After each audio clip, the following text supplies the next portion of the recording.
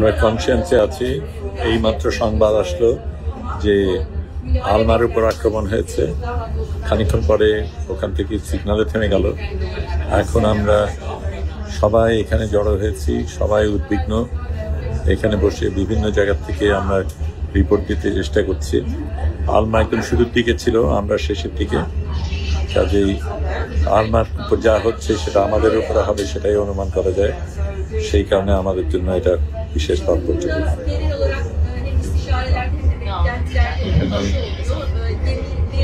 অনেক দেশের মানুষ রয়েছে, প্রত্যেকেই যে যার মতন নিজের দেশে জানানোর চেষ্টা করছে। এখানে তুরস্কের একজন এমপি নিজেই রিপোর্টিং করছেন, দেখছেন।